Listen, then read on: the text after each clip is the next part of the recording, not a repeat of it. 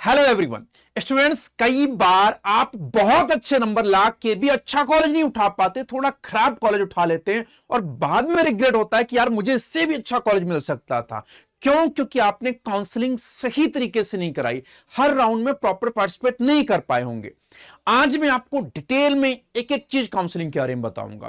कोई भी step skip मत करना, अगर स्टेप स्किप किया तो इंफॉर्मेशन आधी हो जाएगी और हो सकता है कि आप गलत तरीके से काउंसलिंग करा बैठे, बाद में मेरी कोई जिम्मेदारी नहीं होगी। दूसरी बात, काउंसलिंग देखो 6 जुलाई को होनी है, 8 जुलाई को कोर्ट की हियरिंग है, हो सकता है उसके बाद नीट कैंसिल हो जाए जो हुआ है और वापस से रीनीट हो, लेकिन काउंसलिंग तो तब भी होगी। तो ये वीडियो हमेशा काम आएगी, चाहे वो 6 जुलाई को काउंसलिंग स्टार्ट होगी तब भी काम आएगी, और चाहे वो 8 जुलाई को बाद एग्जाम होने के बाद अगर काउंसलिंग होती तब भी काम आएगी। ये पूरी की पूरी काउंसलिंग मैं 2023 के हिसाब से लेके आया हूं। अगर कुछ भी माइनर छोटा मोटा चेंजेस होता है तो मैं आपको बता दूंगा। माइनर चेंजेस में क्या हो सकता है, कॉलेज का नंबर घट बढ़ सकता है, नंबर ऑफ सीट्स घट बढ़ सकती हैं, और क्या चेंजेस हो सकते हैं, फीस थोड़ी बहुत कम ज्यादा हो सकती है, या फिर एक आधा कोई छोटा मोटा रूल चेंज हो सकता है। और कुछ भी हुआ तो उसके लिए मैं अलग से वीडियो बना दूंगा। बस आप इस वीडियो को कंप्लीट देखिएगा, आधी दूरी मत देखिएगा। दूसरी बात, आप जब भी काउंसलिंग से रिलेटेड या कोई डॉक्यूमेंटेशन वर्क रिलेटेड कोई भी वीडियो या कोई भी चीज देख रहे हैं तो वो रिलायबल सोर्स से देखिएगा, वो ऑफिशियल वेबसाइट ही होनी चाहिए। बच्चे कहीं से भी देख लेते हैं और बाद में पैनिक हो जाते हैं, तो ऐसा बिल्कुल भी ना करें। तो आओ मैं तुमको एक एक करके बताता हूं काउंसलिंग में क्या होता है, कितने स्टेप्स होते हैं, कौन सा रूल फॉलो करना होता है, सब कुछ सीक्वेंस से बताऊंगा, पूरी वीडियो देखना। आ जाओ। पहले तो याद रखना बेटा कि एनटीए अलग है, एमसीसी अलग है। एनटीए सिर्फ एग्जाम कंडक्ट कराती है, एनटीए गवर्नमेंट की बॉडी है जो सिर्फ एग्जाम कंडक्ट कराती है, नाम है नेशनल टेस्टिंग एजेंसी। उसका काम सिर्फ एग्जाम करा के आप रिजल्ट दे देना है, बस। आप उस रिजल्ट के बाद काउंसलिंग एमसीसी से कराते हैं। एमसीसी की फुल फॉर्म होती है बच्चे मेडिकल काउंसलिंग कमेटी, ये नाम है इसका, मेडिकल काउंसलिंग कमेटी यानी चिकित्सा परामर्श समिति। यहां पे यूजी की काउंसलिंग, पीजी की काउंसलिंग, ये सब यहीं पे होती है, नीट की बच्चे, ठीक। अब इसकी वेबसाइट है www.mcc.nic.in। सिर्फ इसी वेबसाइट पे काउंसलिंग के लिए रजिस्ट्रेशन होगा और किसी वेबसाइट पे रजिस्ट्रेशन नहीं होगा, ठीक है नहीं। इस तरह से इसका इंटरफेस आता है, इसमें सब कुछ लिखा होगा।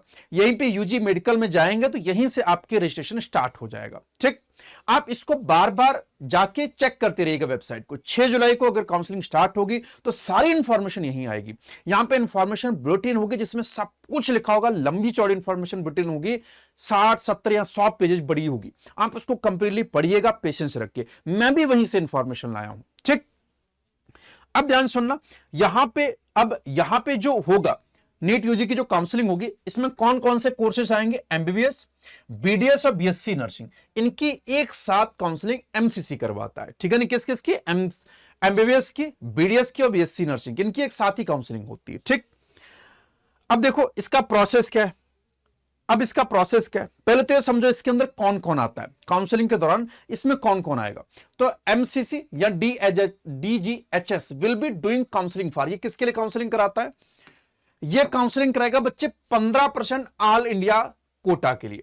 मतलब स्टेट के अंदर जितने भी स्टेट्स के कॉलेजेज है, मेडिकल कॉलेज, अगर मान लो उसके पास 100 सीट है, थोड़ी देर के लिए मान लो, तो 85 सीट्स तो इसकी अपने स्टेट के लिए होंगी, और 15% जो सीट्स होंगी वो ऑल इंडिया कोटा पूल की होती है बच्चे। ऑल इंडिया कोटा में 15% सीट्स होंगी, यानी 15 सीट्स उसको देनी पड़ेगी ऑल इंडिया के बच्चों को, और 85 सीट्स उसको देनी पड़ेगी अपने स्टेट के बच्चों को। तो हर गवर्नमेंट कॉलेज में, कोई भी गवर्नमेंट कॉलेज हो, किसी भी स्टेट का हो, इस काउंसलिंग के लिए किसी डोमिसाइल की जरूरत नहीं है, आप इसके लिए एलिजिबल हैं साहब। तो 15% ऑल इंडिया कोटा सीट इसके अंदर आ जाएंगी हर स्टेट की, ठीक है नहीं। 100% डीम्ड यूनिवर्सिटी, जितनी भी डीम्ड यूनिवर्सिटी है उसकी काउंसलिंग सिर्फ और सिर्फ इसी के थ्रू होगी और कहीं से भी नहीं होती। कितनी डीम्ड यूनिवर्सिटी हैं, कौन कौन सी हैं, कहां कहां है, पूरी लिस्ट दूंगा, परेशान ना होना, ठीक। इसके अलावा जितनी भी सेंट्रल यूनिवर्सिटी हैं, सेंट्रल यूनिवर्सिटी जैसे कौन कौन सी, दिल्ली यूनिवर्सिटी हो गया, जैसे एएमयू हो गया, जैसे बीएचयू हो गया, ठीक है नहीं, या कोई नेशनल इंस्टीट्यूट हो गया, ठीक है नहीं, ठीक है नहीं, जहां फिर उसके पास डोमिसाइल कोटा हो गया। अब बहुत ध्यान सुनना, इन सब की काउंसलिंग भी किससे होगी, एमसीसी से होगी। अब डोमिसाइल कोटा का शब्द क्या हुआ, जैसे दिल्ली यूनिवर्सिटी है तो दिल्ली यूनिवर्सिटी के पास 85% तो दिल्ली के बच्चों की सीट्स हैं, लेकिन 15% जो सीट्स हैं, जो 15% सीट्स हैं वो एमसीसी के पास आ जाएंगी साहब।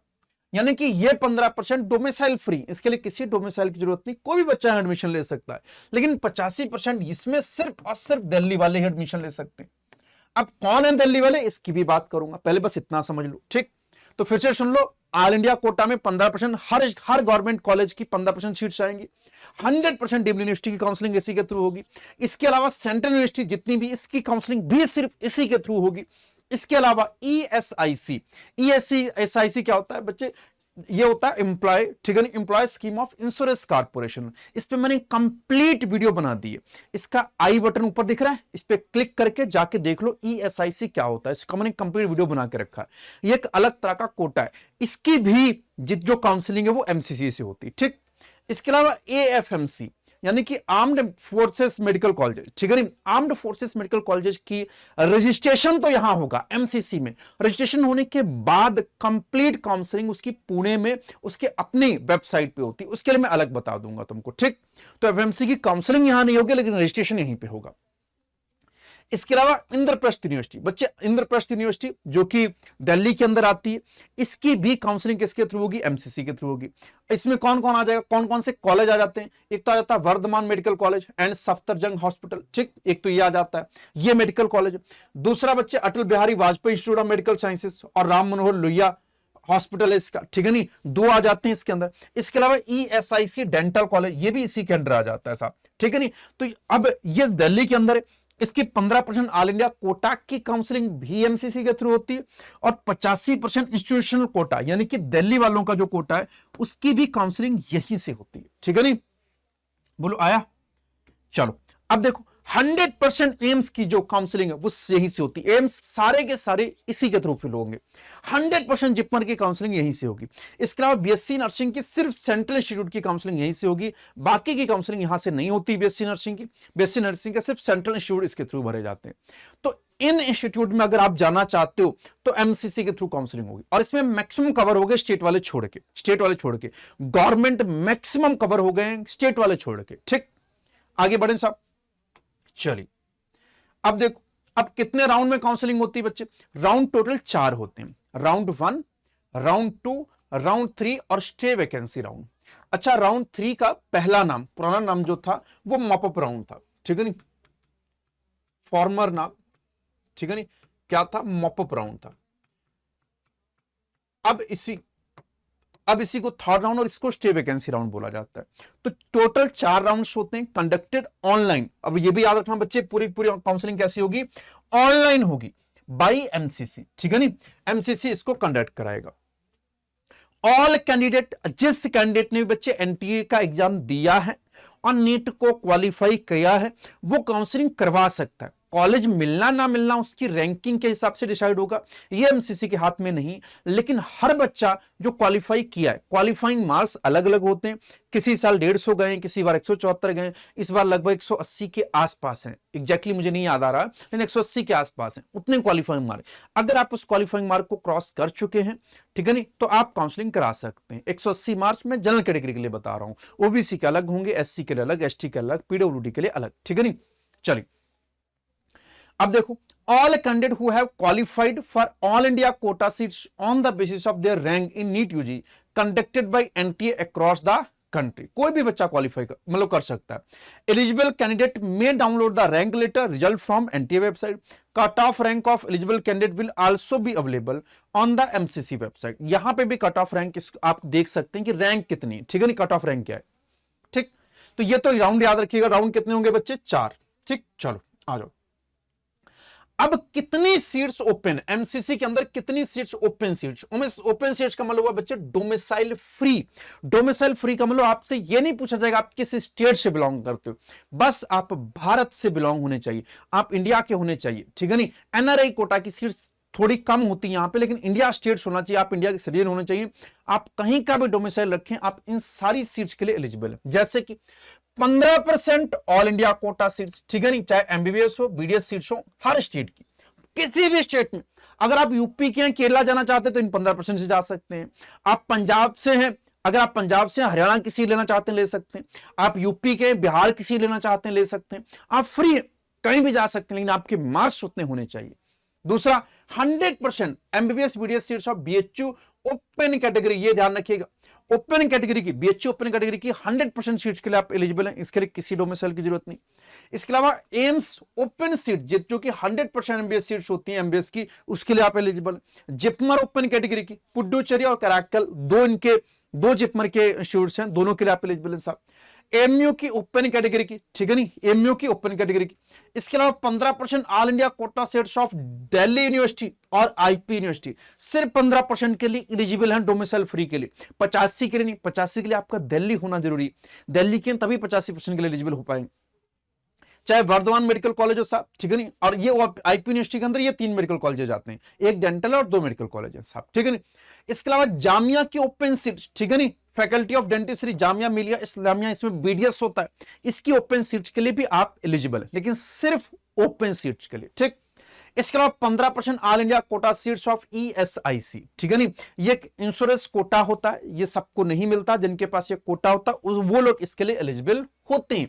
आपके पास ईएसआई का सर्टिफिकेट होना चाहिए, तभी आप इसके लिए एलिजिबल हैं, आप किसी भी स्टेट से बिलोंग करते हो। तो ये सब डोमिसाइल फ्री सीट्स हैं बच्चे, इनका डोमिसाइल से कोई लेना देना नहीं, अगर आपके पास कोई डोमिसाइल है या नहीं है, ये डोमिसाइल आपसे नहीं मांगेंगे, ठीक।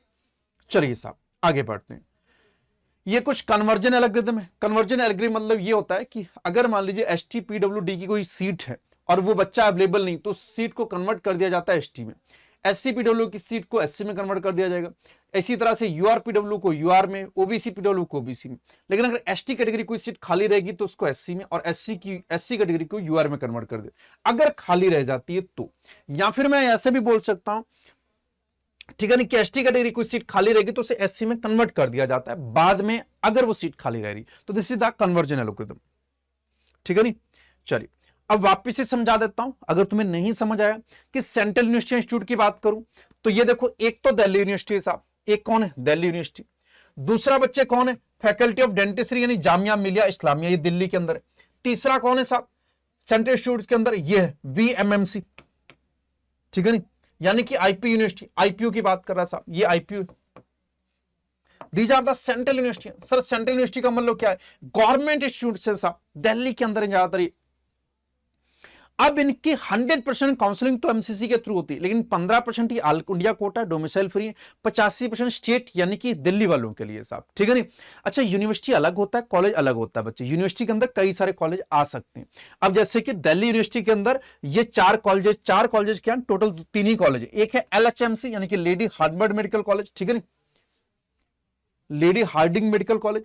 दूसरा यूसीएमएस यानी university college of medical sciences, ये दिल्ली यूनिवर्सिटी का अपना है, ठीक है नहीं। इसके अलावा एमएएमसी यानी कि मौलाना आजाद मेडिकल कॉलेज, ठीक है नहीं, ये क्या है, Maulana Azad institute of dental sciences, ये बीडीएस का, ठीक है नहीं। तो 3 एमबीएस के कॉलेज और एक बीडीएस का कॉलेज, ये सिर्फ गर्ल्स के लिए साहब, ठीक। फिर इसके अंदर बीडीएस होता है जामिया मिलिया के अंदर साहब, ठीक। इसके अलावा सेंट्रल इंस्टीट्यूट में आईपीयू आ जाता है, आईपीयू के अंदर कौन कौन सा कॉलेज आता है, Vardhman medical college and Safdarjung hospital, एक ये कॉलेज हो गया।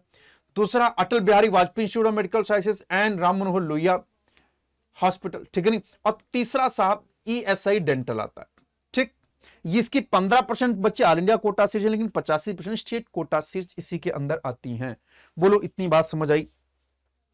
ऐसे दिल्ली यूनिवर्सिटी के अंदर बच्चे मैंने ये समझा रखा, ठीक है नहीं, इसके अंदर ये देखो ये चारों आ गए। अब यहीं पे मैंने लिखा है कि 15% seats will be contributed by the Delhi university to all India quota, लेकिन 85% सीट्स ये किसके लिए, स्टेट वालों के लिए, दिल्ली वालों के लिए। किसके लिए, candidate who have studied 11th and 12th grade in Delhi, NCT का मतलब होता है नेशनल कैपिटल टेरिटरी, ठीक है नहीं, are eligible for state quota of 85% Delhi university. तो आप अगर 85% दिल्ली यूनिवर्सिटी के अंदर एलिजिबल होना चाहते हैं तो आपने दिल्ली से 11th और 12th मिनिमम किया हो, ये उसकी मिनिमम रिक्वायरमेंट है साहब, ठीक। नेक्स्ट देखो साहब, इसी तरह सेंट्रल यूनिवर्सिटी आईपी यूनिवर्सिटी की भी बात बता चुका हूं, आईपी के अंदर ये सब आता है, ठीक है नहीं। अब इसमें भी एग्जैक्ट वैसे ही 15% किसके थ्रू चला जाएगा, ऑल इंडिया कोटा के अंदर चला जाएगा, और 85% सीट्स उनके लिए who have studied 11th 12th grade from NCT of Delhi are eligible for state quota 85% in BMMC and SJH, AB, VIMS and RML and ESIC dental. चलिए साहब, ठीक है नहीं। फिर से वापस से मैंने लिख दिया है एलिजिबिलिटी कंडीशन क्या है, location of school college from which the candidate have passed the qualifying examination will form the criteria for deciding the region of the candidate. यानी कि अगर दिल्ली रीजन के अंदर कॉलेज है तभी वो एलिजिबल होगा साहब, ठीक है नहीं। The candidate who have studied 12th 11th and 12th class in the recognized school college in Delhi and passed the qualifying examination from any school college located in NCT मतलब National Capital Territory of Delhi shall fall under state quota, नहीं तो state quota के अंदर नहीं आएंगे। ऐसे जामिया मिलिया, अच्छा जामिया मिलिया का अलग ही सिस्टम है, इसमें बहुत सारे कोटा काम करते हैं। ध्यान से देखो साहब, यहां पे लिख रहा है कि as per the ordinance Jamia has its own reservation policy, इसकी अपनी reservation policy for admission to various programmes of the university including the eligibility condition for internal candidate seats. Sir internal क्या होता है? Internal students of Jamia student who have passed their qualifying examination, यानी कि 12th उन्होंने पास कर रखा है, कहां से? Of the concern programme from Jamia school as regular student. तो यहां पे इंटरनल कोटा भी होता है, जिन्होंने 12th जामिया के स्कूल से पढ़ा है तो उनके लिए इंटरनल कोटा होता है बच्चे। Candidate are advised to go through the information routine of Jamia for checking the eligibility condition seat status etc before applying for the same. यानी कि अगर आप जामिया के लिए अप्लाई कर रहे हो तो आप सबसे पहले अपनी एलिजिबिलिटी चेक करो जामिया की वेबसाइट पे जाके, ठीक है नहीं। अब वहां पे सीट डिस्ट्रीब्यूशन कुछ इस तरह से, जनरल कैटेगरी के लिए 20 सीट्स हैं, पीडब्ल्यू के लिए 3 है, मुस्लिम्स के लिए 15 है, मुस्लिम वुमेन्स के लिए 5 है, मुस्लिम ओबीसी के लिए 4, मुस्लिम एसटी के लिए 1, जामिया इंटरनल कोटा 2 और टोटल सीट्स 50। तो इस तरह से कोटा सीट्स होती हैं बच्चे। बीडीएस की बता रहा हूं, ये सारी सीट्स किसकी हैं? बीडीएस की। यहां पे एमबीएस नहीं, बीडीएस ही होता है बच्चे। ऐसे एमयू के अंदर होता है बच्चे, एमयू में भी एमयू ओपन सीट्स होती हैं और एनआरआई सीट्स होती हैं बच्चे, ठीक है नहीं। इसके अलावा एमयू की भी इंटरनल सीट्स होती हैं बच्चे, यहां पे भी इंटरनल कोटा होता है। तो जिनके पास इंटरनल कोटा होता है तो उनको इंटरनल सीट्स मिल जाती हैं साहब, ठीक है नहीं, ध्यान रखिएगा। चलिए ऐसे बीएचयू के पास कोई इंटरनल कोटा इस तरह से अब नहीं होता है, 100% ओपन सीट्स होती हैं, डोमिसाइल फ्री होती हैं, यहां पे कोई कोटा नहीं होता इस तरह का, ठीक है नहीं, डोमिसाइल फ्री सीट्स हैं इनके पास, ठीक है नहीं। अब all NEET qualified candidate across the India are eligible for participate in the UG counseling of IMS Institute of Medical Sciences Banaras Hindu university and IDS मतलब institute of dental sciences BHU, ठीक है साहब, बोलो। अब आ जाते हैं आर्म्ड फोर्सेस मेडिकल साइंसेज यानी FMC। इसके रूल्स बिल्कुल अलग, इनको बाकी की तरह नहीं होता सा। इसमें एमसीसी सिर्फ रजिस्ट्रेशन कराता है, बाकी की काउंसलिंग FMC की अपनी वेबसाइट पे होगी। देखो ये लिखा हुआ है कि candidate who desire to participate in FMC counselling will be required to register on www.mcc.nic.in। इस पे आप सिर्फ रजिस्ट्रेशन करेंगे। The list of registered candidate will be sent to FMC। तुम्हारी जो लिस्ट है जो जहां पर रजिस्ट्रेशन कराओगी FMC को भेज दी जाएगी। Authority for conducting counselling at their own end, वो खुद अपनी काउंसलिंग कराएंगे as per their rules and regulation of FMC authority, ठीक है साहब। The role of MCC is limited to registration of the willing candidates only. यहां पे MCC में सिर्फ इसका रजिस्ट्रेशन होता है, कंप्लीट काउंसलिंग कहां पे होगी? उनकी अपनी वेबसाइट पे। MCC shall not be responsible for any allotment made by or on behalf of FMC authority। वो कह रहे हैं हमारी कोई जिम्मेदारी नहीं है रजिस्ट्रेशन के अलावा, ठीक। Candidate must verify the eligibility condition, specially medical eligibility condition. Medically आप फिट होने चाहिए, उनकी कुछ कंडीशन है उनको आप फिलफिल करें, कुछ एज क्राइटेरिया भी होता है वहां पे आप मेडिकली फिट भी होने चाहिए, ठीक।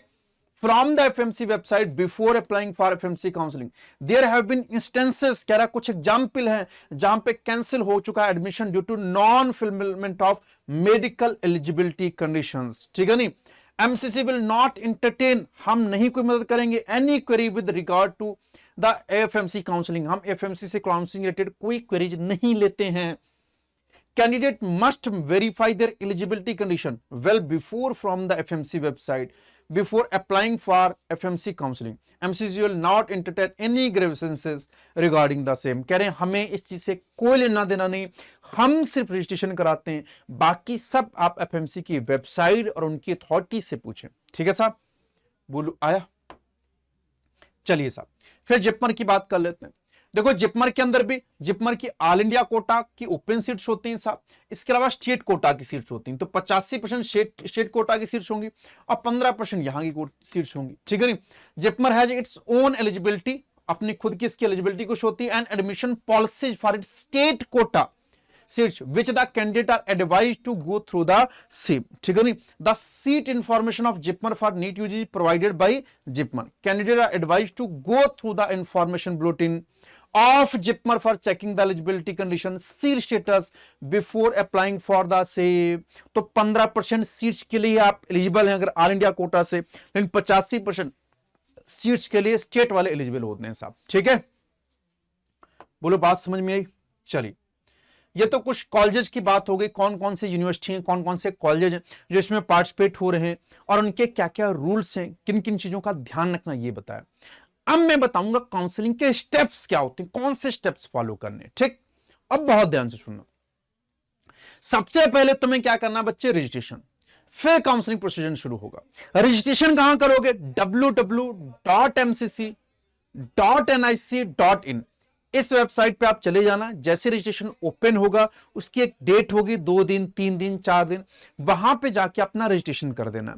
रजिस्ट्रेशन में बहुत कुछ नहीं डालना होता है। जो इन्फॉर्मेशन आप नीट एनटीए की वेबसाइट पे नीट के रजिस्ट्रेशन के दौरान लगी थी वही इंफॉर्मेशन यहां पे लगेगी। उन इंफॉर्मेशन को फिल करने के बाद आपका रजिस्ट्रेशन हो जाएगा और एक रजिस्ट्रेशन नंबर आपको मिल जाएगा। एक आईडी जनरेट हो जाएगी, एक पासवर्ड आप डाल लीजिएगा, तो एक आईडी पासवर्ड आपके पास मिल जाएगा। आईडी के नाम पे रजिस्ट्रेशन नंबर होगा और पासवर्ड होगा, उसी के थ्रू आपकी सारी काउंसलिंग होगी। वो एक पोर्टल आपका बन जाएगा, ठीक। देखो, candidate are inform that email address and mobile number submitted by candidate in the online application form of NTA is used for registration on the MCC portal for counselling. ये बहुत इंपॉर्टेंट बात कि NTA के, जब तुमने NTA में NEET का registration कराया था एनटीए के पोर्टल पे, वहां पे जो मोबाइल नंबर और जो ईमेल आईडी डाली थी वही यहां पे बढ़ेगी। और इसे ना तो आप चेंज कर सकते ना कुछ कर सकते, इसमें बदलाव की कोई गुंजाइश नहीं। ये लिख रही है, देखो खुद लिखा हुआ, ठीक है। All the information communication will be sent by MCC through email on the registered email address और SMS on registered mobile number. या तो आपके मेल पे आएगी सारी इंफॉर्मेशन या आपके एसएमएस पे आएगी। इसलिए इन दो चीजों का तो खास ध्यान रखना, ईमेल आईडी और मोबाइल नंबर आपका चलती कंडीशन में होना चाहिए जो आपने एनटीए में रजिस्टर किया है। Any complaint with regard to the change of registered mobile number or email address shall not be entertained by the MCC of DGHS or MOHFW। अरे हाँ ना कि MCC आपके, अगर आपने मोबाइल नंबर चेंज किया है तो आप चाहते हो कि MCC में कुछ और नंबर आ जाए, तो नहीं होने वाला। ईमेल आईडी चेंज हो जाए, नहीं होने वाली। Candidate advise to use laptop और computer along with the latest registered version of Chrome और इंटरनेट, ठीक है नहीं। वो कह रहे हैं कि जब रजिस्ट्रेशन कर रहे हो साहब, आप लैपटॉप का यूज करें, कोशिश करें फोन का इस्तेमाल ना करें, और उस लैपटॉप में आपका जो क्रोम है उसका लेटेस्ट वर्जन होना चाहिए, जिससे वेबसाइट और उसके डॉक्यूमेंट प्रॉपर्ली वहां पे दिखें आपको, ठीक। ठीक, आगे कह रहा कि registration and choice filling process to avoid any technical complication. अगर आप लेटेस्ट वर्जन नहीं यूज करोगे तो हो सकता है आपको टेक्निकल कॉम्प्लिकेशन का सामना करना पड़े।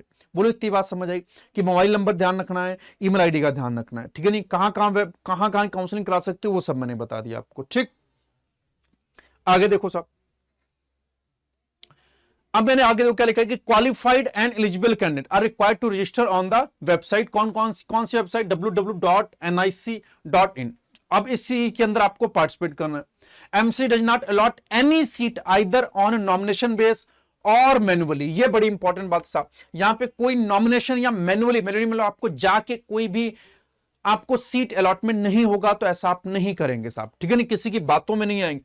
कैंडिडेट एडवाइज टू डाउनलोड संदेश ऐप, बच्चे इनकी एक ऐप है, ठीक है नहीं, for OTP on your registered phone number for registration, ठीक है नहीं। जब आप काउंसलिंग कराएंगे तो इनकी ऐप है संदेश ऐप, इनकी वेबसाइट पे भी मिल जाएगी। जैसे आप वेबसाइट पे जाएंगे ऊपर ही दे रखा होता है, एक नोटिफिकेशन आता है उसमें लिख के आता है संदेश ऐप, उसको जाके डाउनलोड कर लेना। इससे पे आपको काउंसलिंग की इंफॉर्मेशन भी मिलती रहेगी, ओटीपी इसी पे आएगा, ठीक। The candidate will have the mandatory upload essential certificate after declaration of result, ठीक है नहीं। आपका जब काउंसलिंग का रिजल्ट डिक्लेयर हो जाएगा तब आप यहां पे इनकी वेबसाइट पे सारे डॉक्यूमेंट अपलोड करेंगे, ठीक। It is also mandatory for candidate to take their original document during physical reporting to college so as to confirm the allotted seat. जब आपको काउंसलिंग से कॉलेज अलॉट हो जाएगा तो आप जब वहां पे जाएंगे कॉलेज में तो अपने ओरिजिनल डॉक्यूमेंट लेके जानी है फोटोकॉपी के साथ। फोटोकॉपी तो लेके जानी है, उसके साथ आप ओरिजिनल डॉक्यूमेंट लेके जाएंगे। ठीक है साहब, चलिए आ जाइए अब काउंसलिंग की बात करते हैं। मान लीजिए आपने रजिस्ट्रेशन कर लिया, काउंसलिंग की डेट्स आएंगे, फिर से सुन लो, काउंसलिंग की डेट्स आती हैं। रजिस्ट्रेशन के लिए विंडो मान लो 3 दिन के लिए ओपन हुई कि 3 दिन रजिस्ट्रेशन होगा।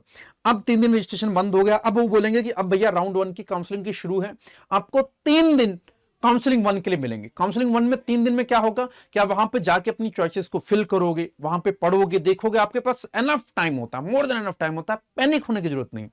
तो राउंड 1 की काउंसलिंग में ये सारे जितने भी मैंने बताए सब पार्टिसिपेट करेंगे, सारे और स्टूडेंट्स में पार्टिसिपेट करेंगे। ठीक है नहीं, आप सबसे पहले क्या करोगे, main counselling registration which will include, सबसे पहले रजिस्ट्रेशन करना है। रजिस्ट्रेशन के दौरान आपकी फीस लगेगी, नॉन रिफंडेबल रजिस्ट्रेशन फीस होती है जो कि 1000 या 500 रुपया होती, लगभग 1000 रुपया जनरल कैटेगरी के लिए, ओबीसी एससी कैटेगरी के लिए लगभग 500 रुपया होती है। ठीक है नहीं, ये नॉन रिफंडेबल है, ये वापस नहीं आएगी। फिर से सुन लो, ये नॉन रिफंडेबल। इसके साथ साथ रिफंडेबल सिक्योरिटी डिपॉजिट होगी, ये सिक्योरिटी रिफंडेबल होती और रिफंड वहीं से होगी जहां से आपने पेमेंट की होगी।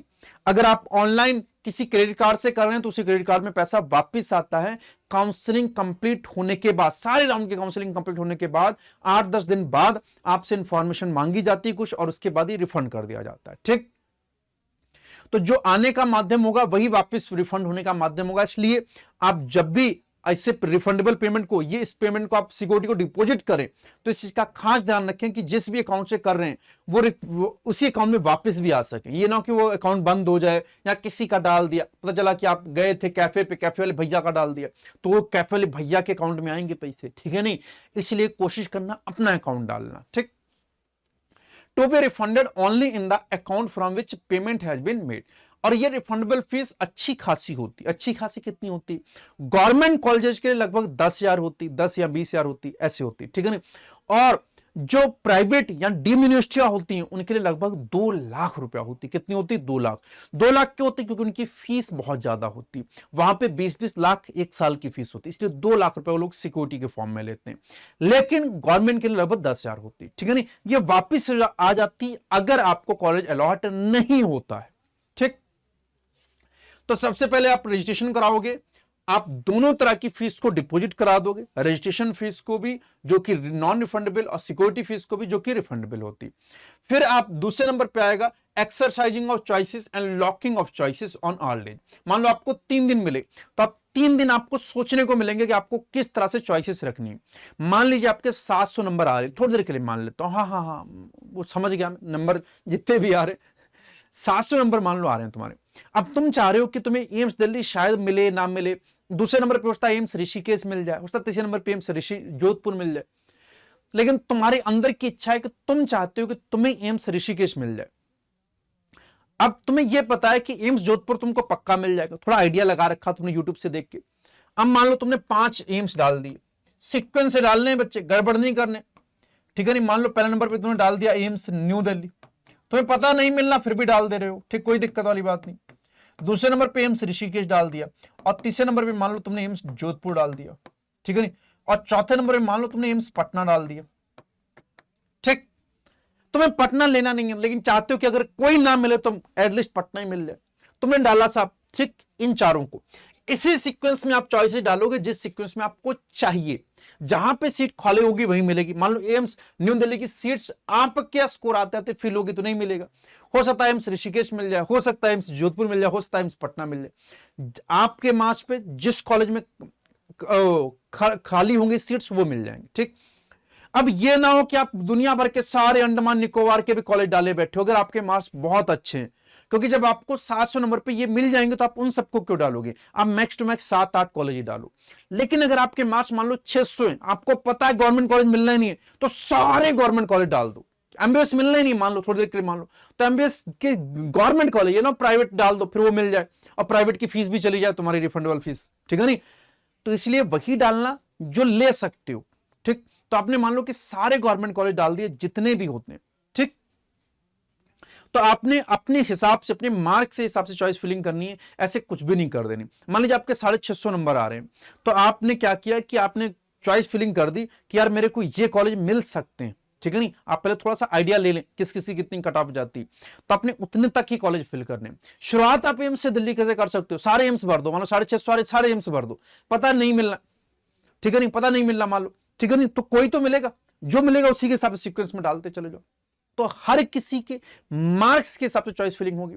अब 700 वाला बच्चा अगर चॉइस फिलिंग गलत तरीके से कर देगा, उसे गलत कॉलेज अलॉट हो जाएगा, तो बेवजह उसकी एक्सरसाइज बढ़ जाएगी, बेवजह उसे भाग दौड़ करना पड़ेगा। तो आपकी चॉइस फिलिंग बहुत सही से होनी चाहिए। अच्छा, चॉइस फिलिंग के बाद जब आपको लगे कि हाँ मैं सेटिस्फाई हूं, अब मुझे इसमें कुछ एडिट नहीं करना है, आप कर सकते हो। मान लो आपने सुबह चॉइस फिलिंग की, दोपहर मन बदल गया, नहीं, फिर आप एडिट कर दो, कोई दिक्कत नहीं। आपने जो नीचे कॉलेज रखा 7वें नंबर पे, उसे 3rd पे कर सकते हो, जो 4थे पे रखा उसको 5वें पे कर सकते हो, आप एडिट कर सकते हो। आपके पास पूरा ऑप्शन होता है, 3 दिन तक कर सकते हो। लेकिन एक बार आपने चॉइस लॉक कर दी, ये देखो लॉकिंग का ऑप्शन, फिर आप एडिट नहीं कर सकते। लॉक कर, देखो ऐसे 3 दिन मिलेंगे, 2 दिन चॉइस फिल करे, 1 के लॉक के, 2 दिन वो फिल लॉक भी नहीं होंगे। ये मैं सोचना कि अभी लॉक कर देता हूं, नहीं, आपको लॉक करने का 1 ही दिन मिलेगा।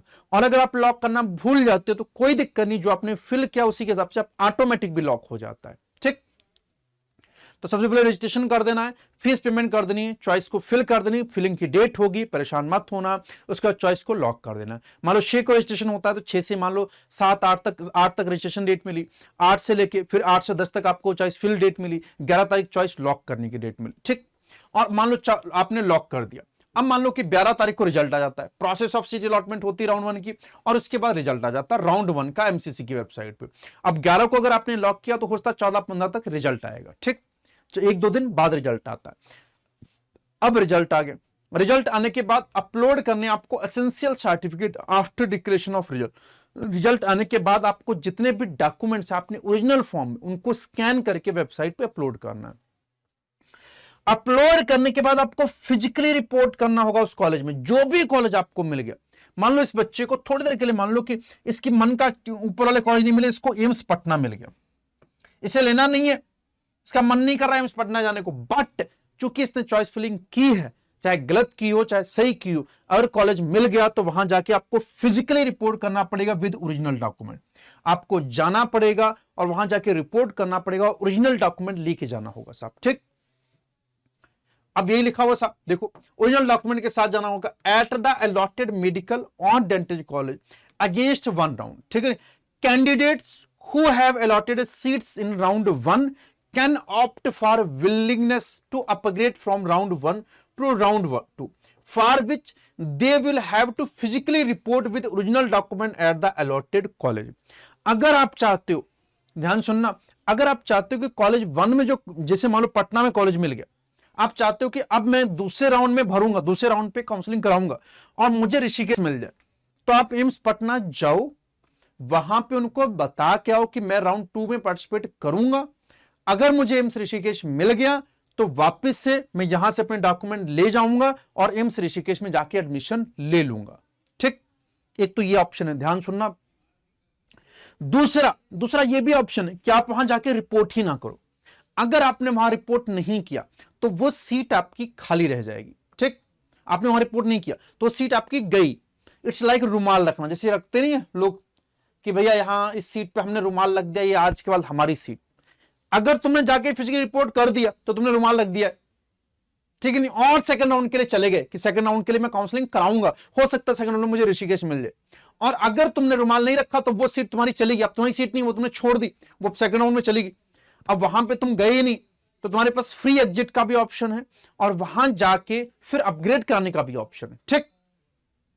और दूसरे वो जिनको कॉलेज नहीं मिला, ठीक। तो 2 ऑप्शन है बच्चे, एक तो बच्चों को कॉलेज नहीं मिला, दूसरा जिसको मिल गया उसके पास 2 ऑप्शन है कि या तो वो रिपोर्ट करने नहीं गया, अगर रिपोर्ट करने गया उसके बाद भी अपग्रेड करा सकता है, या फिर रिपोर्ट करने ही ना जाए, बैठा रहे तो उसकी सीट चली जाएगी। वो अब उसके पास कोई कॉलेज नहीं, सेकंड राउंड में जब वो जाएगा तो उसके पास कोई कॉलेज नहीं होगा अगर उसने रिपोर्ट नहीं किया। अगर रिपोर्ट किया तो वो कॉलेज तो उसके पास रहेगा ही रहेगा, प्लस अपग्रेड करने का भी ऑप्शन मिलेगा, ठीक। Note, देखो, if a registered candidate is not allotted seats, he can participate in round 2 directly without fresh registration। Round 2 के लिए उसे फ्रेश रजिस्ट्रेशन नहीं कराना पड़ेगा, जिसने राउंड 1 में रजिस्ट्रेशन कराया था पर उसको कोई सीट अलॉट नहीं हुई। अब देखना, अब शुरू हो रहा है राउंड 2। राउंड 2 की मान लो, अब ध्यान सुनना, फिर से बोल रहा हूं 6 तारीख को, थोड़ी देर के इमेजिनरी डेट्स हैं बच्चे, थोड़ा आगे पीछे हो सकती हैं। मान लो 6 को रजिस्ट्रेशन शुरू हुआ, 2 दिन का रजिस्ट्रेशन का टाइम मिला था, 6 से 8 तुमने रजिस्ट्रेशन कर दिया, उसके बाद चॉइस फिलिंग का ऑप्शन मिला 9 से 10, 9 से 10 तुमने चॉइस फिलिंग कर दी, 11 को 44 लॉक कर दी।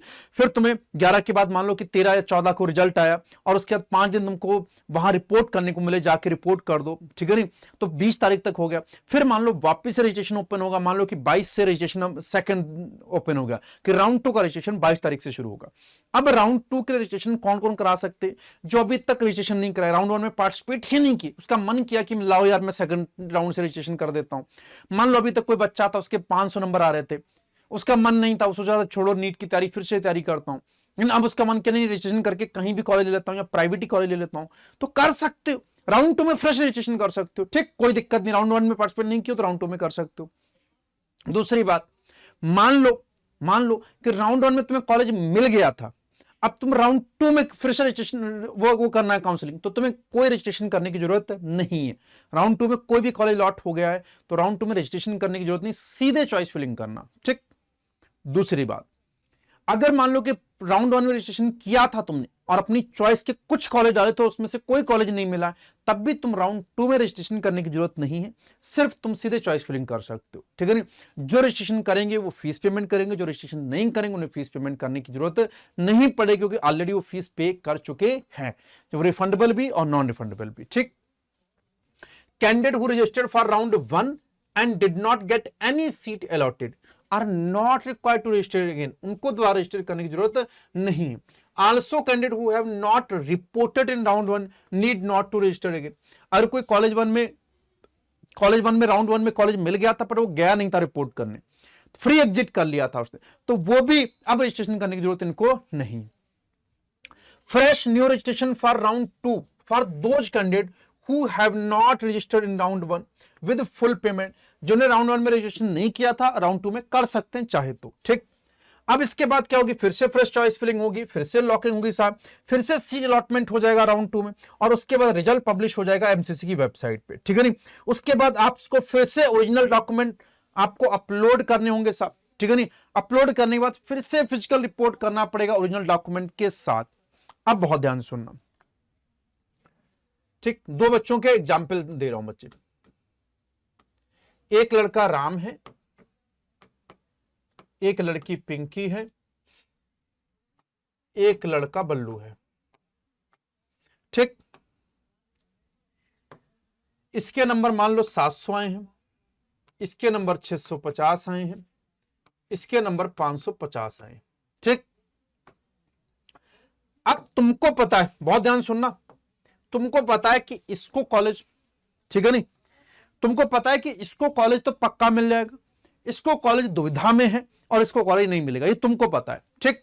बट काउंसलिंग तीनों करा सकते हैं, ये उनके पास पूरी फ्रीडम है। अब इसको पता है कॉलेज मिल जाएगा, अगर ये गलत चॉइस फिलिंग कर देगा तो इसको गलत कॉलेज मिल सकता है, इसलिए इसने चॉइस फिलिंग में, याद करो ये वाली चॉइस फिलिंग यूज की थी, देखो, ठीक। पहले इसने क्या डाला था, एम्स न्यू दिल्ली, ठीक। फिर इसने क्या डाला था, एम्स ऋषिकेश, थोड़ी देर के लिए मान लो, फिर इसने डाला था एम्स जोधपुर, ठीक। फिर इसने डाला था मान लो एम्स पटना राउंड 1 में, ठीक, राउंड 1 में डाला था। और मान लो कि इसने भी खूब सारे कॉलेज डाले, सारे एम्स डाल दिए 20 के 20 ऐसे, ठीक है नहीं। जितने कॉलेज थे इसने लगभग 1000 कॉलेज, जितने गवर्नमेंट कॉलेज थे सारे डाल दिए, सारे गवर्नमेंट कॉलेज इसने फिल कर दिए, अंडमान निकोबार तक डाल दिए, सब जितने गवर्नमेंट कॉलेज थे, जितने एमबीबीएस के गवर्नमेंट कॉलेज थे इसने सारे डाल दिए थे। मान लो इसने भी सारे के सारे गवर्नमेंट कॉलेज डाल दिए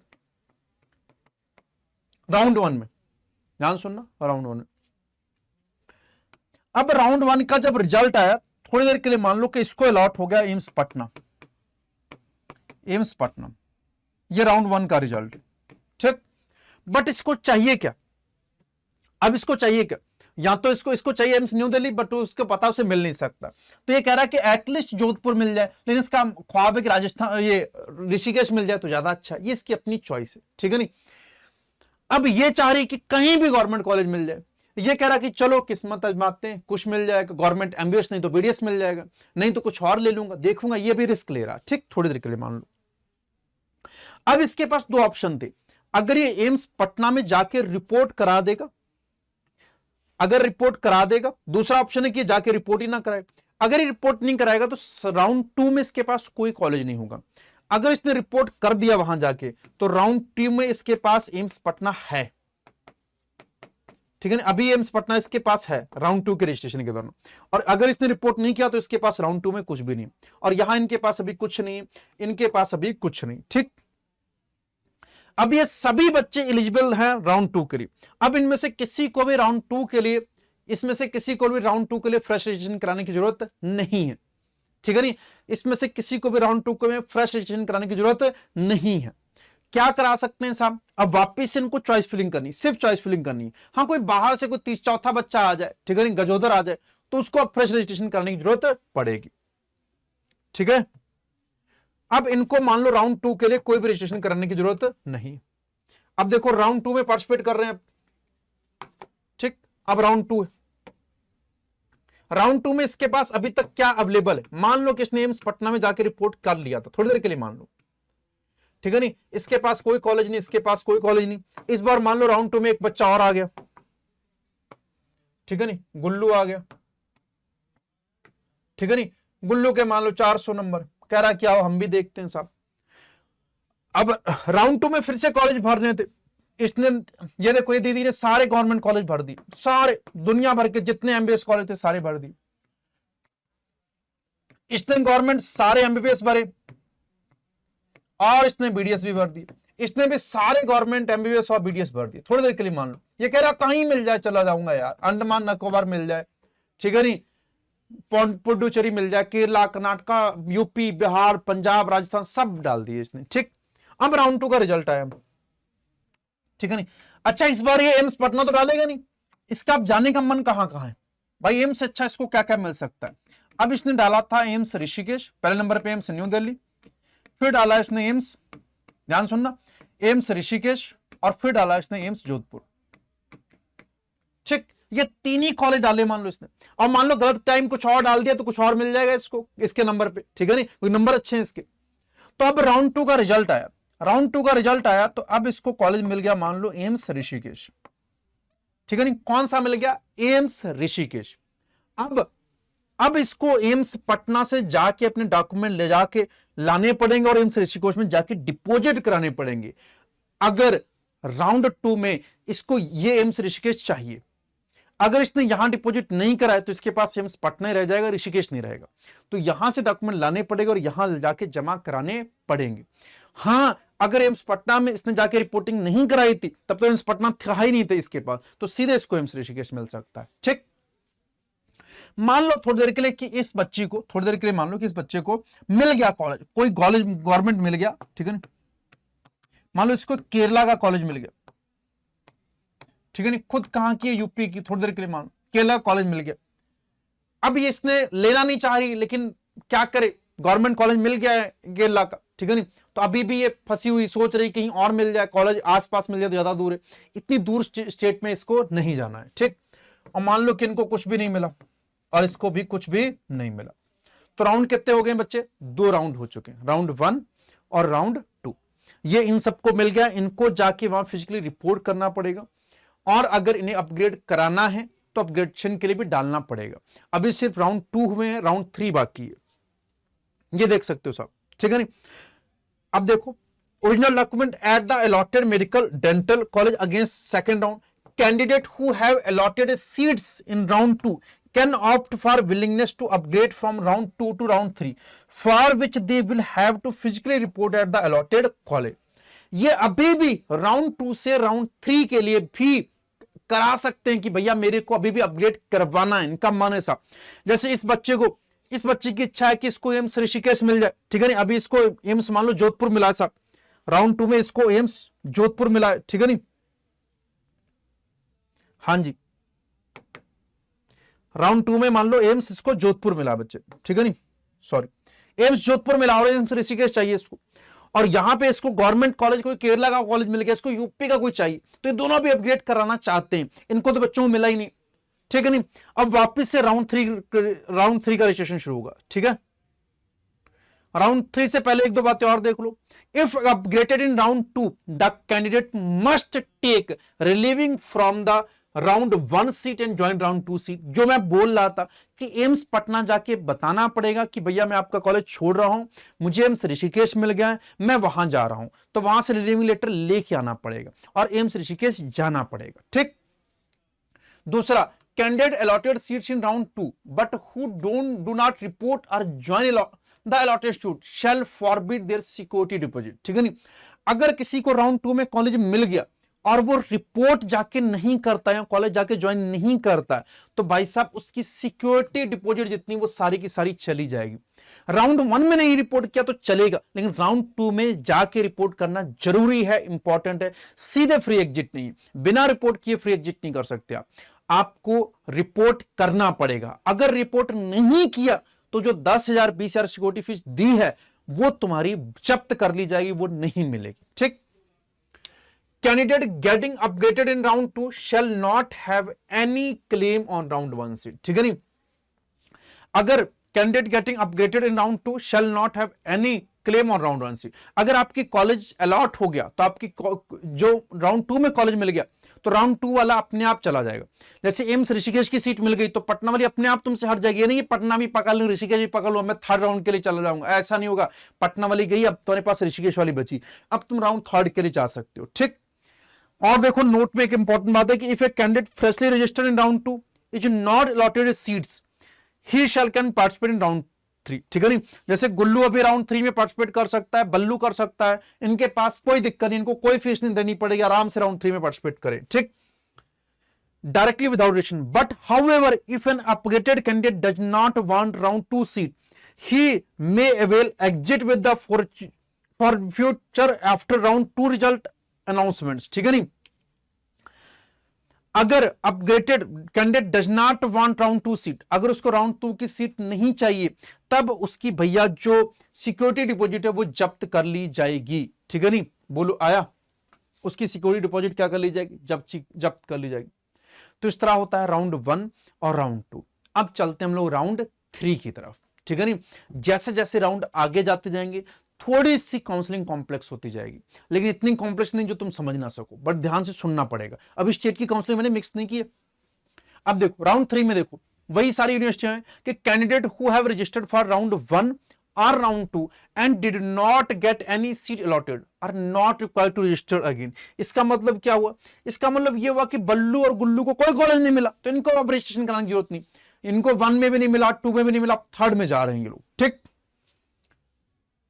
अब इनको रजिस्ट्रेशन की जरूरत नहीं। बट अब इंपॉर्टेंट बात है, बट अब देखो, बट ठीक है नहीं, fresh new registration round 3 for those candidate who have not registered in round 1। अगर किसी ने राउंड 1 या राउंड 2 में अभी तक रजिस्ट्रेशन किया ही नहीं, सीधे राउंड 3 में एंटर करना कर सकता है, कोई दिक्कत वाली बात नहीं। हो सकता कोई नया बच्चा ऐड आ जाए, ठीक है नहीं। मान लो कि अभी तक ये था, अभी तक कौन थे, राम, पिंकी, बल्लू, गुल्लू, ठीक। अब मान लो कि एक बच्चा और आ गया। राउंड 1 में कितने थे बच्चे, ये राउंड 1 के थे, देखो इधर लिख भी देता हूं, ये 3 थे राउंड 1 में रजिस्ट्रेशन करा के आए थे, ये राउंड 2 में रजिस्ट्रेशन करा के आया था। मान लो एक 3rd बच्ची रीमा, ठीक, ये मान लो राउंड 3rd में आ जाती, ठीक है नहीं। इसके मार्क्स आ रहे मान लो 605, ठीक। तब इसको फ्रेश रजिस्ट्रेशन कराना पड़ेगा।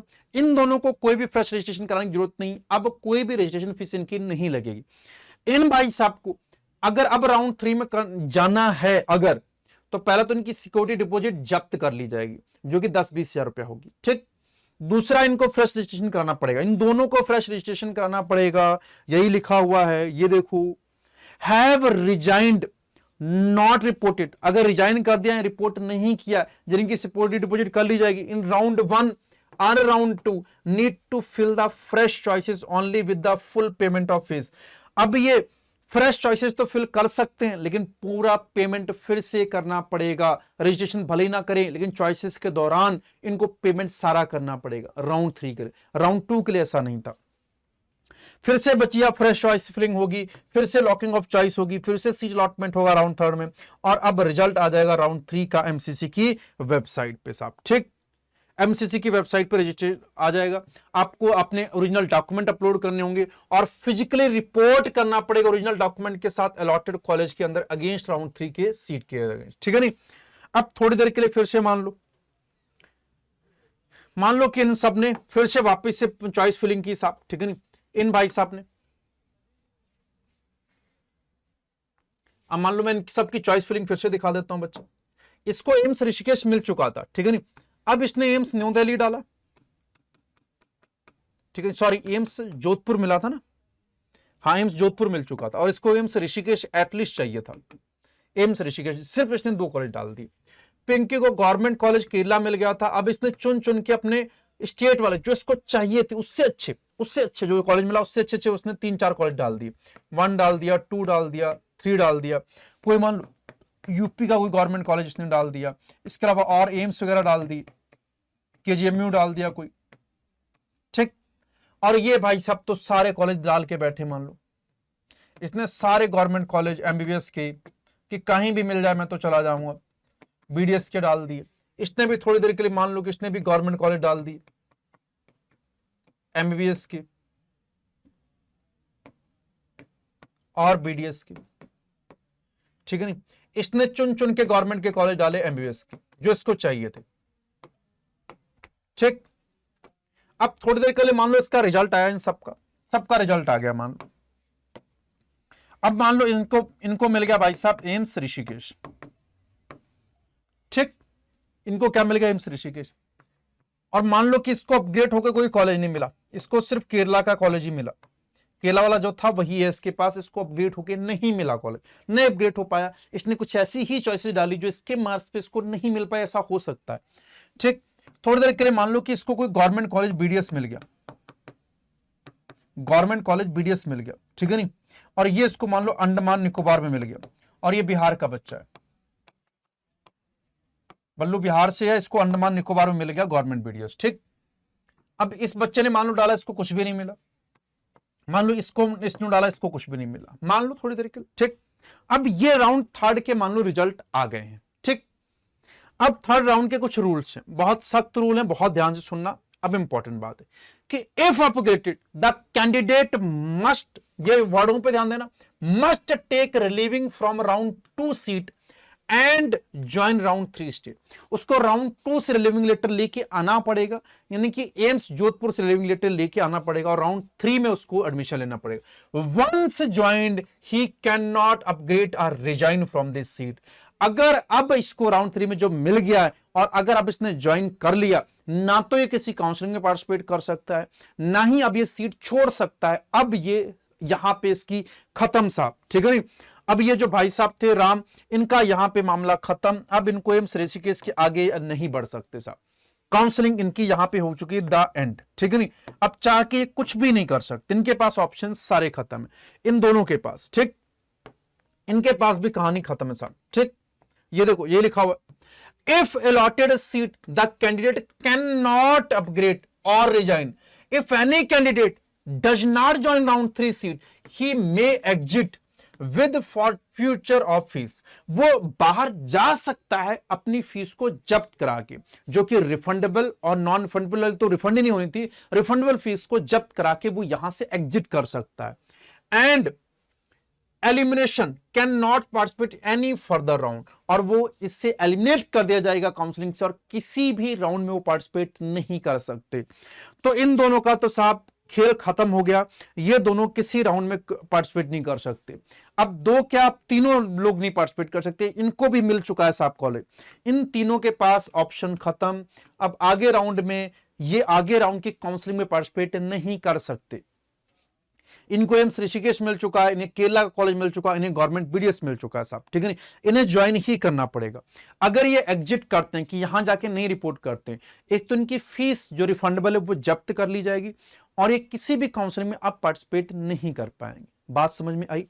अब इन दोनों के पास अभी भी ऑप्शन खुले हुए हैं साहब। ठीक, देखो इधर आगे क्या लिखा, if a candidate freshly registered in round 3 is not allotted a seat, he she is eligible to participate in stray round. अगले राउंड के लिए वो पार्टिसिपेट है अगर उसको कोई कॉलेज नहीं मिलता है। अब देखो, candidate getting upgraded in round 3 shall not have any claim on round 2 seat. Round 2 की सीट पे उनका कोई क्लेम नहीं बचेगा। जैसे कि उस बच्चे को एम्स ऋषिकेश मिल गया, अब उसका जोधपुर वाली सीट पे कोई क्लेम नहीं, जोधपुर वाली सीट किसी और बच्चे को मिल जाएगी। ठीक, अब मान लो इस बच्चे ने राउंड 3 में इसने एम्स जोधपुर की सीट खाली कर दी ना, अब वो जोधपुर की सीट कहां चली जाएगी, स्टे वैकेंसी राउंड में। अच्छा, स्टे वैकेंसी राउंड के लिए ये फाइनल वैकेंसी राउंड, इसके बाद कोई काउंसलिंग नहीं होगी, ये आखिरी राउंड होता है ऐसा। अब इस राउंड में कोई फ्रेश रजिस्ट्रेशन नहीं होता है, यहां पे यही लिखा हुआ, ध्यान सुनना, fresh registration shall be done for final stay vacancy round. ठीक है नहीं, fresh registration shall be done for final stay vacancy round. बाहर से कोई बच्चा रजिस्ट्रेशन कर सकता है, लेकिन जो पार्टिसिपेट कर रहे थे वो नहीं कर सकते साहब। ठीक, देखो, डाटा विल बी शेयर्ड, ठीक है नहीं, data will be shared with the center and the states after round 3, and if candidate has his name in the list of allotted candidates in either center or state, then such a candidate shall be eliminated from the all India stay vacancy round। अगर किसी बच्चे को state का या all India Kota से कोई भी college मिला है तो वो स्टे वैकेंसी राउंड में पार्टिसिपेट नहीं कर सकता। स्टे वैकेंसी राउंड में वही बच्चा पार्टिसिपेट कर सकता है जिसको अभी तक ऑल इंडिया में या उसके स्टेट में कोई भी कॉलेज अलॉट नहीं हुआ है, वही बच्चा पार्टिसिपेट कर सकता है। ठीक, all India Kota stay vacancy round for vacant seats of round 3 and deemed university seats will be conducted by MCC. ठीक है नहीं, through online mode. Stay vacancy 2 लोगों के लिए होगा, डीम्ड यूनिवर्सिटी के लिए होगा साहब, और जो भी राउंड 3 की बची हुई ऑल इंडिया कोटा की सीट्स हैं उनके लिए होगा साहब। ऑनलाइन मोड से होगा, एमसीसी के थ्रू होगा बच्चे। ठीक है नहीं, अब इसमें देखो, if a candidate is allotted seats in stay vacancy round he has to join the allotted seats college. If the candidate does not join the allotted college seat, he shall be debarred from NEET examination for 1 year along with the forfeiture of fees। भैया, अगर stay vacancy में कोई college मिलता है तो एक तो आपको साहब बहुत ध्यान सुनना, एक तो आपको वो कॉलेज ज्वाइन ही करना है। अगर नहीं ज्वाइन करोगे तो अगले 1 साल तक नीट का एग्जाम नहीं दे सकते, प्लस जो तुमने फीस जमा की है रिफंडेबल वाली वो भी रिफंड नहीं की जाएगी, उसे जब्त कर लिया जाएगा। ठीक है नहीं, तो आपको स्टे वैकेंसी में जो राउंड मिला है वो करना ही करना है। ठीक है ना, वहां जाके ज्वाइन करना ही पड़ेगा। If a candidate is allotted seat in stay vacancy, ठीक है नहीं, तो ये तो पहले बता चुका हूं, उससे क्या कर दिया जाएगा, हटा दिया जाएगा। तो इस तरह से काउंसलिंग होती है बच्चे। ठीक, तो इस तरह से आप देख सकते हो कि इन 3 बच्चों को कॉलेज मिल चुका, इनको कॉलेज नहीं मिला, इन्हें जाके ज्वाइन ही करना पड़ेगा कॉलेज। अगर नहीं करते हैं 3rd राउंड के बाद तो आगे की काउंसलिंग में पार्टिसिपेट नहीं कर सकते साहब। ठीक है नहीं, अब यहां पे इनकी काउंसलिंग का क्या हो जाता है, एंड हो जाता है। एक बात और याद रखना बच्चे, पहले ऑल इंडिया कोटा की, देखो ऑल इंडिया कोटा राउंड 1 होता है बच्चे। ठीक, ऑल इंडिया कोटा राउंड 1 होता है, फिर उसके बाद बच्चे स्टेट कोटा का राउंड 1 होता है। स्टेट कोटा का राउंड 1 होता है। ठीक, फिर बच्चे ऑल इंडिया कोटा, फिर उसके बाद होता है ऑल इंडिया कोटा राउंड 2, ये जो कि एमसीसी कराता है। फिर हर स्टेट का अलग होता है बच्चे, स्टेट का बच्चे स्टेट कोटा का राउंड 2 होता है। काउंसलिंग का प्रोसीजर ऐसे ही चलता है। फिर उसके बाद ऑल इंडिया कोटा राउंड 3 होता है, ऑल इंडिया कोटा राउंड 3 होता है, फिर स्टेट कोटा राउंड 3 होता है। मेन काउंसलिंग यहीं पे खत्म हो जाती है बच्चे। इसके बाद बहुत रेयरली बहुत कम सीट्स बचती हैं, 2, 4, 8, 10, 20, बस ऐसे ही सीट्स बचती हैं, बहुत कम सीट्स बचती हैं। पहले ऑल इंडिया कोटा राउंड होगा, फिर उसके बाद स्टेट कोटा होगा, फिर उसके बाद ऑल इंडिया कोटा राउंड 2, फिर स्टेट कोटा, फिर ऑल इंडिया कोटा राउंड 3, फिर स्टेट कोटा, और इसके बाद जो होता है बच्चे, इसके बाद होता है स्टे वैकेंसी राउंड। ठीक है नहीं, इसके बाद होता है स्टे वैकेंसी राउंड। ठीक है नहीं, और यहां पे खत्म हो जाती है लगभग काउंसलिंग। इसके बाद भी अगर कुछ सीट्स बच जाती हैं तो स्टेट्स को वापस कर दी जाती हैं, स्टेट्स अपने स्तर पे उस काउंसलिंग को कराता है। कोई मान लो प्राइवेट कॉलेज की सीट्स बच जाती हैं या डीम्ड यूनिवर्सिटी की सीट्स बच जाती हैं, तो अभी तक तो यही रूल था कि उसको वापस कर दी जाती है, वो काउंसलिंग अपने स्तर पे जाके करवा लेते हैं, ठीक है नहीं। वो सीट्स बहुत कम, रेयरली किसी एक दो कॉलेज में एक दो सीट्स ही होती हैं, बहुत ज्यादा सीट्स नहीं होती। तो इस तरह से कुछ काउंसलिंग चलती है। जो रूल इसके लिए फॉलो होता है, ऐसे ही रूल स्टेट राउंड के लिए होता है। आप पहले ऑल इंडिया की कराओगे, फिर इसकी, फिर इसकी, फिर इसकी। आपको अपने पहले तो कॉलेजेस चुन लेने की, भाई मेरे को इतने 5 कॉलेजेस में से ही एडमिशन लेना है, और उनको चॉइस फिलिंग कर लो। अब ऐसा नहीं हो सकता ना कि आप सारी काउंसलिंग कराना चाहते हो, सारे कॉलेजेस चाहिए, तब तो आप बहुत कंफ्यूज हो जाओगे। आप कॉलेजेस की लिस्ट बना लो कि मुझे इतने कॉलेज चाहिए, मेरे इतने नंबर है, ये कॉलेज मिल सकते हैं, उनकी लिस्ट बना लो और उसके हिसाब से कराओ। अगर आपके मार्क्स इतने कम है कि आपको कोई भी कॉलेज चलेगा तो सबकी भरते जाओ, जब तक खाली रहेगा, जब तक सीट अलॉट नहीं होती तब तक भरते जाओ। सीट अलॉट हो जाएगी तो अपग्रेडेशन के लिए डाल देना, नहीं अपग्रेड होगा तो उस कॉलेज में एडमिशन ले लेना। तो ये दो ही ऑप्शन है तुम्हारे पास, ठीक। अच्छा, इसको मैं थोड़ा सा एक रे डायग्राम से भी समझा देता हूं, ठीक है नहीं। ये देखो, ये रे डायग्राम, ये सब कुछ बच्चे आपको कहां पे मिल जाएगा? टेलीग्राम चैनल पे सब कुछ मिल जाएगा। मैं रे डायग्राम से इसको पूरा समझाने की कोशिश करता हूं, ध्यान से लेना। सबसे पहले आपको इस पोर्टल पे चले जाना है, www.mcc.nic.in, इस पे रजिस्ट्रेशन कर लेना है, ठीक है ना। रजिस्ट्रेशन फीस नॉन रिफंडेबल होती है, 1500 रुपया होती है। इसके अलावा रिफंडेबल सिक्योरिटी मनी होती है, जो कि अच्छी खासी होती है, 10-20 हजार रुपया होती है, प्लस प्राइवेट के लिए तो और ज्यादा होती है, लगभग 2 लाख के आसपास होती है। रजिस्ट्रेशन करने के बाद आप लॉक करोगे, चॉइसेस को फिल करोगे और उन्हें लॉक करोगे। अगर फर्स्ट राउंड में आपको सीट अलॉट हो जाती है, अगर मान लो अलॉट हो गई, यस, तो आपके पास 2 ऑप्शन है। आपने रिपोर्ट ही नहीं किया, फ्रीली एग्जिट करो, राउंड 2 में जाके पार्टिसिपेट करो। आपने सीट को नहीं पकड़ रखा, सीट को डोनेट कर देगी, जाओ मैं नहीं ले रहा है सीट, ठीक। दूसरा, आपने गए जाके कॉलेज में अलॉटेड कॉलेज में गए, एडमिशन ले लिया और जाके बोला कि मैं अभी राउंड 2 के लिए पार्टिसिपेट करूंगा, ठीक है नहीं, राउंड 2 के लिए पार्टिसिपेट करूंगा। अब अगर तुम्हारे पास राउंड 2 में पार्टिसिपेट करना चाहते हो तो कोई दिक्कत नहीं, चले जाओ सेकंड राउंड के लिए, ठीक है नहीं। और अगर नहीं करना चाहते तो यहां से भी ऑप्शन है, फ्री एग्जिट कर सकते हो। अगर तुम नहीं चाहते हो कि इस कॉलेज में कंटिन्यू करो तो फ्री एग्जिट कर सकते हो, अपनी स्टेट में एंटर कर सकते हो। मान लो स्टेट में कोई कॉलेज मिल गया तो यहां से एग्जिट करके आप स्टेट में चले जाओ, कोई दिक्कत वाली बात नहीं। आप यहीं पे अपग्रेडेशन करना चाहते हो, आप अपग्रेडेशन के लिए डाल सकते हो साहब, ठीक है नहीं।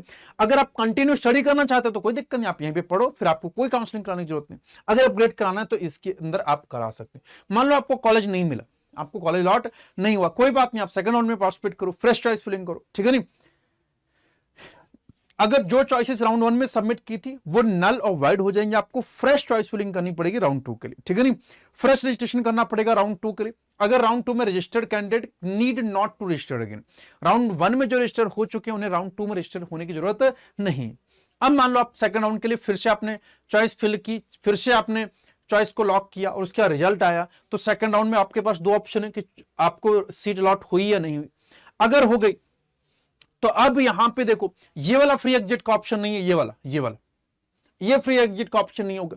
अब आपको वहां पे जाके आपको रिपोर्ट करना ही पड़ेगा, free exit if not reported, ठीक है नहीं। हाँ, अभी भी फ्री एग्जिट कर सकते हो, अगर रिपोर्ट नहीं किया अभी भी फ्री एग्जिट कर सकते हो। अब रिपोर्ट कर सकते हो, reported to allotted college, complete admission formality, और एडमिशन फॉर्मेलिटीज को क्या कर दो, कंप्लीट कर दो। If upgraded then earlier seat allotted stands cancelled and candidate must join the round 2 allotted seats after relieving from round 1 college। Round 1 से relieve होने के बाद आपको राउंड 2 को ज्वाइन ही करना पड़ेगा। अगर अपग्रेडेशन चाहते हो राउंड 2 से राउंड 3 में, तो आप फिर से आप अपग्रेडेशन करिए, अगले राउंड की काउंसलिंग में पार्टिसिपेट कर सकते हो, ठीक। अगर मान लो आपको कॉलेज अलॉट नहीं हुआ तो आप थर्ड राउंड में फिर से पार्टिसिपेट करोगे, फिर से फ्रेश चॉइस फिलिंग करोगे, ठीक है नहीं। If not upgraded, candidate does not want to retain round 1 allotted seats, she may avail free exit within 5 days after the announcement of round 2 result. Otherwise, round 2 rules will apply, वरना round 2 के rules apply होना शुरू हो जाएंगे। Fresh registration किसके कौन कौन करेगा राउंड 3 के लिए? जिन्होंने रजिस्टर ही नहीं किया राउंड 1 या राउंड 2, हैव रिजाइंड और नॉट रिपोर्टेड इन राउंड 1 और राउंड 2, ठीक है नहीं, वो राउंड 3 के लिए वापस से क्या कराएंगे, रजिस्ट्रेशन करेंगे। Candidate who registered in for round 1 and round 2 and did not get any seat are not required to register again, उनको दोबारा रजिस्टर करने की जरूरत नहीं। अब फिर से वापस से एक चीज और याद रखना, round 2 admitted candidate shall be eligible for further counselling if he she surrender or withdraw the seats with forfeiture of security money third days period to commitment of round 3। यानी कि अगर राउंड 2 के बाद आप round 3 में upgrade कराना चाहते हैं तो आपकी जो रिफंडेबल सिक्योरिटी मनी उसको जमा कर लिया जाएगा और वापस से फिर से राउंड 3 की आपको फीस देनी पड़ेगी। ठीक, राउंड 3 में फिर से आप चॉइस फिलिंग करेंगे, चॉइस फिलिंग का चॉइस लॉकिंग करेंगे और सीट के अलॉटमेंट का वेट करेंगे। अगर सीट अलॉटेड हो गई, ठीक है नहीं, तो अगर अलॉट होगी तो यहां से आप फ्री एग्जिट नहीं कर सकते। वहां राउंड 1 राउंड 2 में ऑप्शन था फ्री एग्जिट का, यहां पे कोई ऑप्शन नहीं है फ्री एग्जिट का।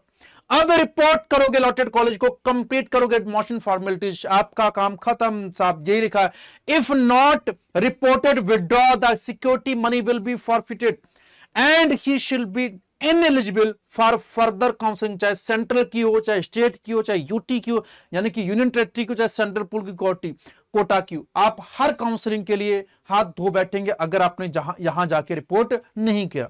No upgradation from round 3 to stray vacancy round, आप अपग्रेडेशन के लिए एलिजिबल नहीं हो। अगर आपको सीट नहीं अलॉट होती तो आप स्टे वैकेंसी राउंड के लिए पार्टिसिपेट करिए, फ्रेश चॉइस फिलिंग करिए। No fresh registration is available, choice filling is available, ठीक है नहीं। फ्रेश रजिस्ट्रेशन स्टे वैकेंसी के लिए इनको नहीं करना है। जो अभी तक राउंड 1 राउंड 2 3 में कर चुके हैं उनको फ्रेश रजिस्ट्रेशन करने की जरूरत नहीं है, ठीक है नहीं, ठीक है नहीं। अवेलेबल आगे, इसके आगे चाहो तो ऐड कर लेना for round 1 and round 2 candidate, ठीक है, round 3 candidate who were not allotted any seats through MCC counselling or state counselling are eligible for stray vacancy round, ठीक है नहीं। Submit undertaking for stray vacancy round और stray vacancy round के लिए participate कर सकते हैं। अब इनको अगर सीट अलॉट नहीं होती तो साहब कुछ नहीं हो सकता, ये लास्ट राउंड था। अगर सीट अलॉट हो जाती तो यहां से भी फ्री एग्जिट का ऑप्शन नहीं है, आपको रिपोर्ट करना पड़ेगा और कंप्लीट करनी पड़ेगी एडमिशन फॉर्मेलिटी, ठीक है नहीं।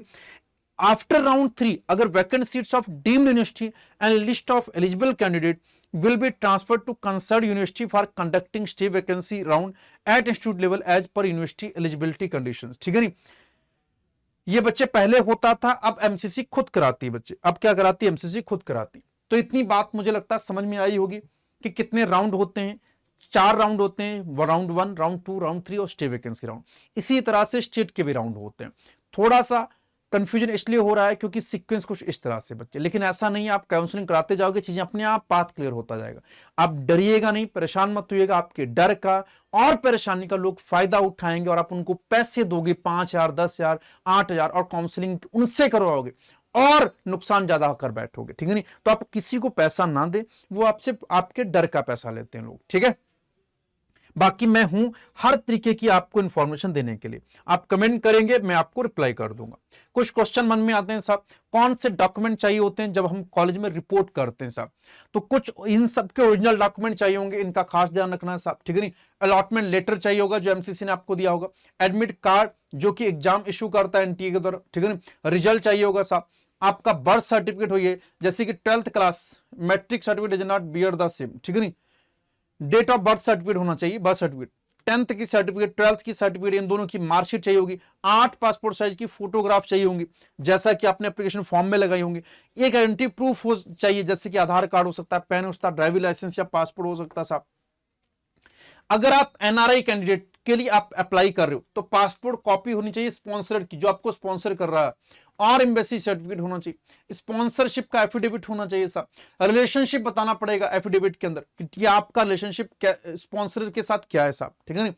और फॉर ओएसआई या पीआईओ या foreign national candidate citizenship certificate or card number document are mandatory. अगर आप खुद एनआरआई हैं तो आपको वो कार्ड नंबर देना पड़ेगा साहब, ठीक। और अगर आप किसी भी तरह का कोई कोटा ले रहे हो तो आप एससी एसटी सर्टिफिकेट देंगे साहब, ठीक है नहीं, by the component authority in the standard format as specified in the prospectus or information bulletin। MCC की इंफॉर्मेशन बुलेटिन मैं आपको डाल दूंगा साहब टेलीग्राम चैनल पे, वहां से जाके इनका देख लेना, उसी स्टैंडर्ड फॉर्मेट में होनी चाहिए। And it should be in English और हिंदी, इंग्लिश या हिंदी में होनी चाहिए। अगर किसी और लैंग्वेज में, रीजनल लैंग्वेज में, तो आपको ट्रांसलेट करके उसके साथ में दूसरी कॉपी देनी पड़ेगी। ये देखो, ठीक है नहीं, in language sub caste should be clearly mention in the certificate. Some of the state insist, जोर लगाती for English version of caste certificate. In case the certificate is in regional language, the candidate should carry an attested translated copy of the certificate in English or Hindi. OBC non creamy layer as per central list, ये important है बच्चे, कुछ लोग state की list से बना के ले जाते हैं, सेंट्रल की लिस्ट के हिसाब से आप सर्टिफिकेट बनवाएंगे। Certificate issue by the competent authority, ठीक है नहीं, competent authority. The sub caste should tally with the central list of OBC. OBC candidate should not belong to creamy layer to claim OBC reservation benefit. The OBC certificate must be in the standard format as mentioned in the prospectus or information bulletin. और देखो disability certificate अगर आप लेके जा रहे हो साहब, तो ये भी इश्यू होना चाहिए duly constituted and authorised medical board in online format by the designated centre as per the NMC norm. NMC ने कुछ लिस्ट दे रखी है कुछ जगहों की, वहीं से डिसेबिलिटी सर्टिफिकेट बनवाइएगा। किसी भी जगह का डिसेबिलिटी सर्टिफिकेट नहीं मान्य होता है। उन इंस्टीट्यूट की लिस्ट इंफॉर्मेशन बुलेटिन में दे दी जाएगी, जिसका जो पूरी पीडीएफ मैं टेलीग्राम पे डलवा दूंगा। No other PWD certificate issued by any other authority or hospital will be entertained. EWS certificate as per the prescribed format, ठीक है नहीं। Candidate are advised to seek college information of allotted college for any other document which may be required by the allotted college. The candidate who have been allotted a seat through NEET UG counseling by NMC are informed that they need to upload the scanned copy of original document to the MCC portal as per the dates mentioned in the schedule published by MCC. ठीक है नहीं। Candidates without original certificate or document shall not be allowed to take admission. आपको original document लेके जाने पड़ेंगे, बिना original document के मत पहुंच जाइएगा, वरना वो लोग एडमिशन आपको नहीं देने वाले। इसीलिए पहले वीडियो बना रहा हूं, अपने डॉक्यूमेंट तैयार कर लो सारे, ठीक। चलिए साहब, इसके अलावा और क्वेश्चन आ सकता है कि फीस कितनी देनी पड़ सकती साहब। 2023 में जो नॉन रिफंडेबल फीस थी वो कितनी थी, 5,000 थी साहब, ठीक है नहीं। Same for all candidate. Refundable security fees कितनी थी, 2 लाख। ये किन के लिए थी, फॉर डीम्ड यूनिवर्सिटी के लिए, ठीक है नहीं। अगर 15% यानी गवर्नमेंट इंस्टीट्यूट्स के लिए बात करोगे तो ये नॉन रिफंडेबल फीस 1,000 रुपया थी फॉर जनरल कैटेगरी के लिए, और 500 रुपया थी SC ST OBC और PWD कैंडिडेट के लिए। और रिफंडेबल सिक्योरिटी फीस 10,000 रुपया थी फॉर UR और EWS के लिए, और 5,000 थी SC ST OBC और PWD के लिए, ठीक है नहीं। अगर आप चाहते हो इन दोनों के लिए आपको काउंसलिंग करानी, तो आपको दोनों जोड़ के देने की जरूरत नहीं, आप सिर्फ 5,000 और 2 लाख दे दो तो आप इसके लिए भी एलिजिबल हो जाओगे। देखो, any UR candidate opting for central इस काउंसलिंग के लिए अगर आप कर रहे हो तो आपको 1,000 रुपया प्लस 10,000 यानी टोटल 11,000 रुपया देना है। ओबीसी कैटेगरी को कितना देना है, 5,500 रुपया देना है, ठीक। अगर आपको दोनों कराना है, गवर्नमेंट इंस्टीट्यूट्स भी कराने हैं और डीम्ड यूनिवर्सिटी भी कराने हैं, तो आपको अलग से देने की जरूरत नहीं, आपको 5,000 रुपया रिफंडेबल फीस और 2,000 रुपया आपको सिक्योरिटी डिपॉजिट ही देने की जरूरत पड़ेगी।